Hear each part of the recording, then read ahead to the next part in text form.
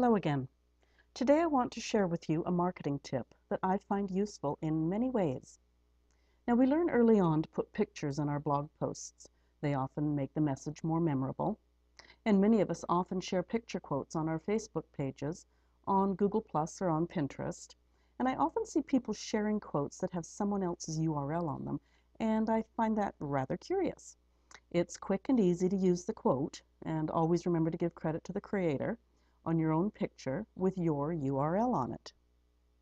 There you go, you can see mine.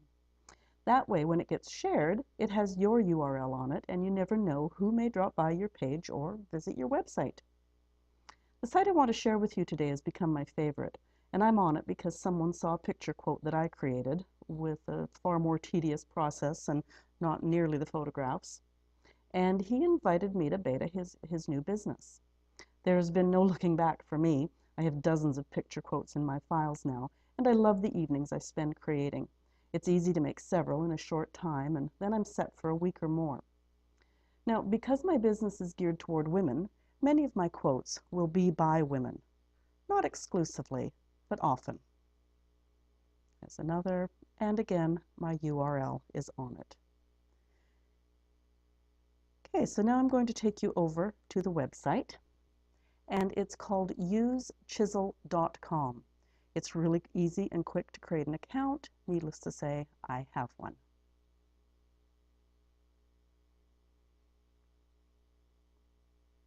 There we go. My computer's a little slow today. Okay, so now in terms of quotes, some of you will already have favorite sites you go to, but if you Google business quotes, inspirational quotes, funny quotes, quotes for women, quotes for men, you're going to come up with all sorts of possibilities.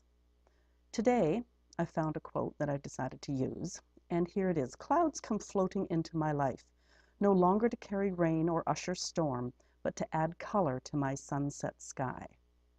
So I have copied that quote. I'm going to go back now to Chisel, and I'm going to look for a sunset photograph. There's all sorts of, people will think of different things in their own mind, but for me, I decided on a sunset. And now, the only thing that I will say about this website is sometimes the pictures they bring up for you are interesting, to say the least. But if you keep going, you will be rewarded. So there's one there that's pretty. I like that one. I'll show you something else here just so that you understand. Say this picture here.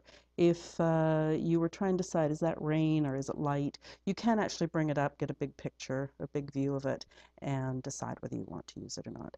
But today, I think I'm going to go back to this first one. It's quite pretty. I will click in the text area, and I'm going to paste my quote. There it is.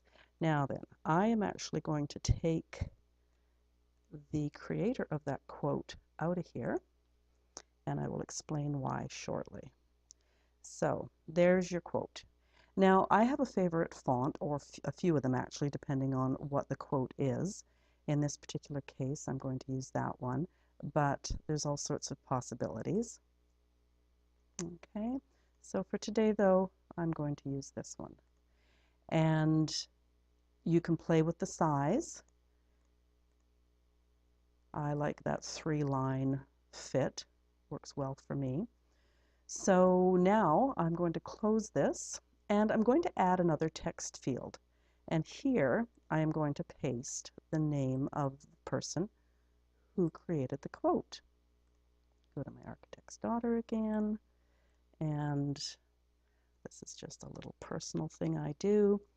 And there we go. Now, once again, I usually make the creator of the quote in smaller letters, and I drag it up just under the quote.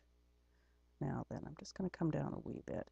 Close that, add more text, click there, change to my font of choice, and again, I will add my own URL. There we go. So I'm going to bring that down near the bottom of the picture, and there you have it. Now, If you feel that that's finished, you can press share. We can tag it, and people do often search by different tags.